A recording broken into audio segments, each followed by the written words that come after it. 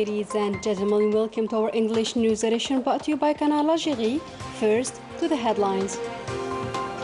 A joint Algerian-Tunisian commemoration ceremony of the 64th anniversary of the Saqiet Sidi Yusuf tragic events is to be organized.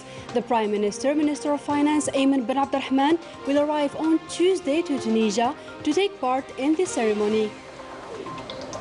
In today's news, we will listen to testimonies from witnesses that still remember the horror of Saqiet Sidi Yusuf events.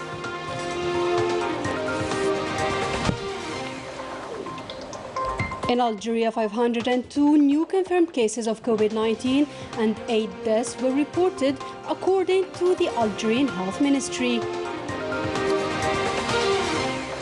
After a 3-week class suspension due to the health situation, universities are once again fully operational, such is the case of Qasdi Mirbah University, located in Ouargla province. Good evening, those were today's headlines. First in our news, the Prime Minister, Minister of Finance Ayman bin Abdurrahman, along with the head of the Tunisian government, Najla Boudin Ramadan, will commemorate on Tuesday, February the 8th, 2022, the 64th anniversary of the events of Saqiet Sidi Yusuf. The ceremony will take place in El Kif Governorate, located in Tunisia. On the sidelines, the Prime Minister will have talks with his Tunisian counterpart on the bilateral relations of the two countries and the prospects of their consolidation. During his visit, the Prime Minister will be accompanied by the Interior Minister and the Minister of Mujahideen or War Veterans. Today, Algeria commemorates the events of Saqiet Sidi Yusuf. 64 years ago, the French colonizer bombed a Tunisian village located near our borders, resulting in the death of 80 innocent civilians, including children. A massacre of the motive of which was sheltering a base of the National Liberation Front, FLN. Story by Ines Killo. The Saqiet Sidi Yusuf massacre, which was carried out by the French colonialism on February 8, 1958, is one of the most prominent massacres of colonialism that deepened the bonds of solidarity and cohesion between the Algerian and Tunisian peoples that continue to this day.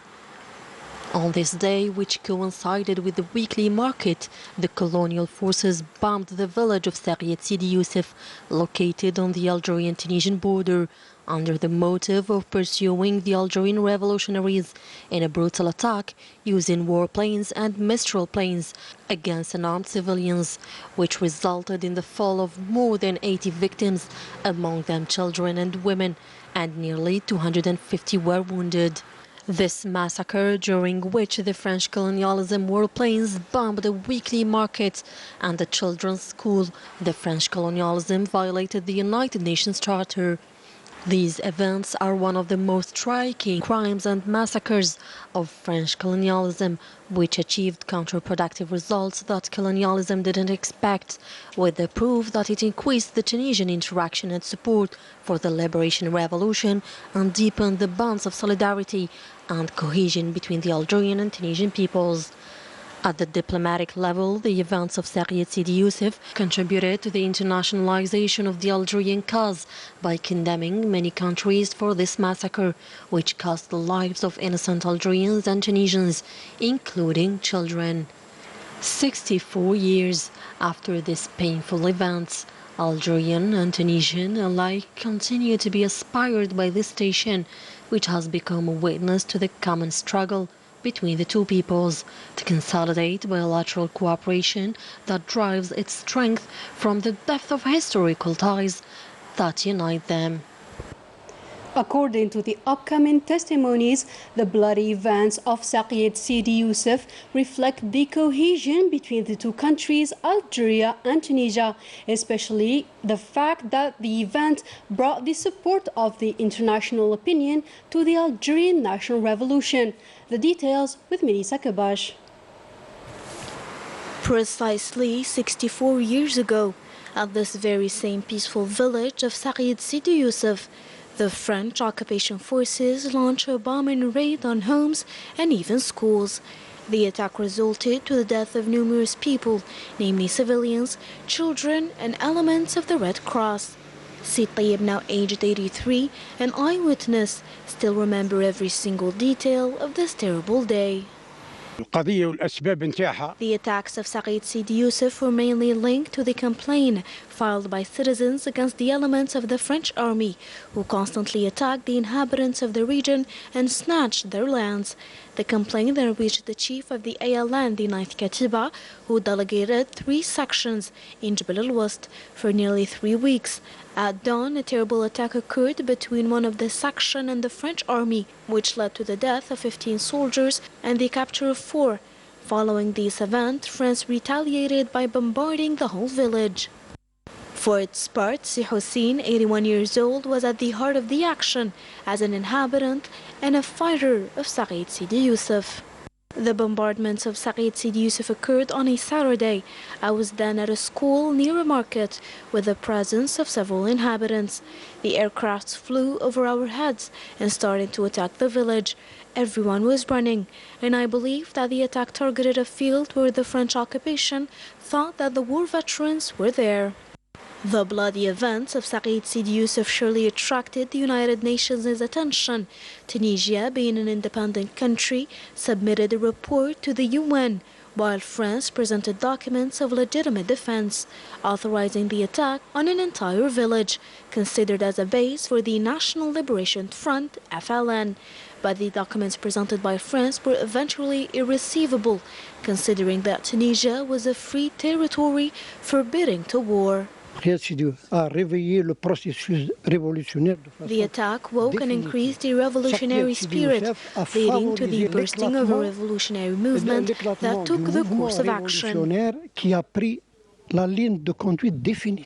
February the 8th, 1958, or the Bloody February, will forever be remembered and considered as an international base for independence that strengthened the bond of solidarity and fraternity between the Algerian and Tunisian peoples.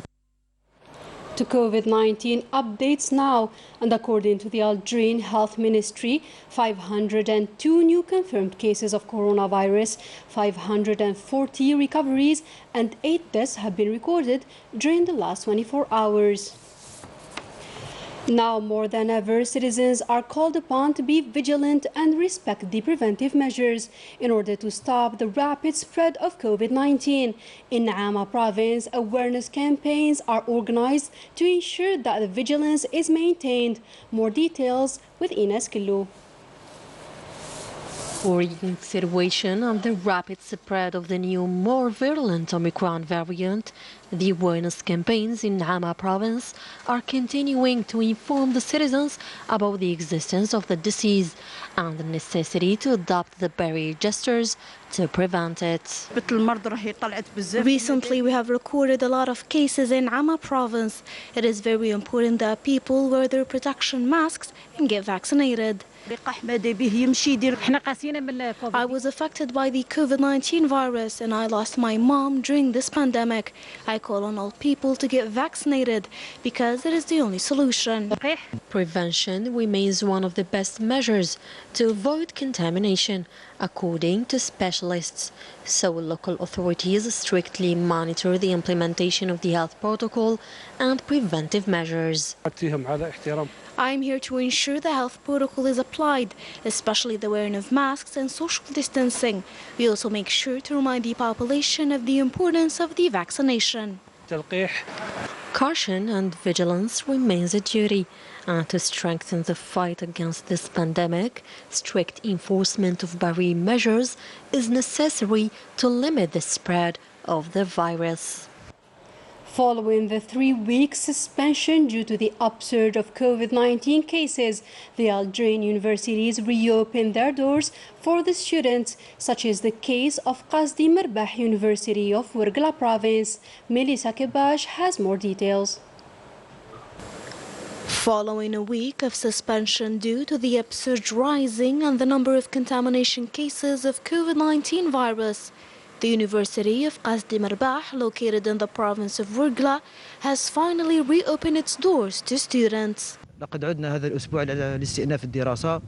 We've regained our classes and we are aware of the importance of barrier gestures. وارتداء الكمامة لأنه بالتلقيح ستعود الحياة. I call on all students to get immunized in order to bring life back to its normal course. A strict sanitary protocol has been put in place by the university alongside vaccination campaigns so as to stem the spread of the virus among students. The vaccination campaign is still ongoing. We are provided with several COVID vaccines as well as flu shots at the level of the university's direction, namely Sinovac and Johnson. والحمد لله السداسي الأول انتهى في ظروف جيدة. We hope that everything goes as planned with the respective preventive measures. Teachers alongside their students are back to classes and the university's dormitory open its doors as well. With an aim to stem the spread of the current health crisis the country is going through, namely the COVID-19 pandemic, the Algerian authorities are calling on citizens to remain aware and vigilant by respecting the preventive measures and getting immunized. To the Saharan file now, military operations continue along the Wall of Shame in Western Sahara. Units of the Sahrawi Liberation Army have carried out new attacks against positions of the Moroccan occupier soldiers in the Hawza sector. In Morocco, dozens of lawyers took to the streets of Khenifra city to protest against the Makhzen regime and denounced the heavy pressure under they and other human rights activists are suffering from in the country. Concerning the Palestinian file, President Mahmoud Abbas stressed during the opening of the National Council in Ramallah that the Zionist occupier undermines the two-state solution. Options remain open and the status quo must be entirely reviewed, adding that unilateral agreements cannot continue. Mahmoud Abbas further said that the international community must assume its responsibilities and implement the decisions of international legitimacy in the face of the Zionist occupier. Always in Palestine and on the ground, 9 Palestinians were injured on Monday during confrontations with the Zionist occupying forces after these latter stormed the city of Kafr Aqab. Dozens of Zionist settlers stormed the Al-Aqsa Mosque under the strict protection of the occupying Zionist police forces. After a long 60 years wait, after a game which came down to a penalty shootout, beating Egypt 4-2. On this happy occasion, the Senegalese president Macky Sall declared on Monday a public holiday to celebrate their national football team's unprecedented victory.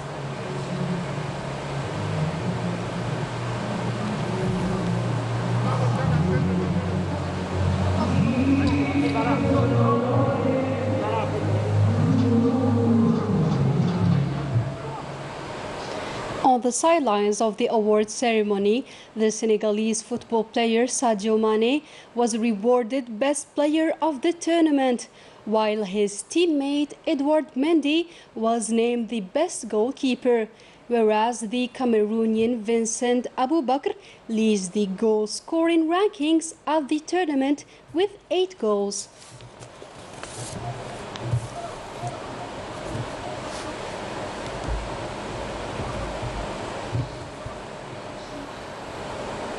It was a sleepless Sunday night in the Senegalese capital, where thousands of football fans celebrated their team's well-deserved victory. A festive atmosphere prevailed in the streets of Dakar and all across the country.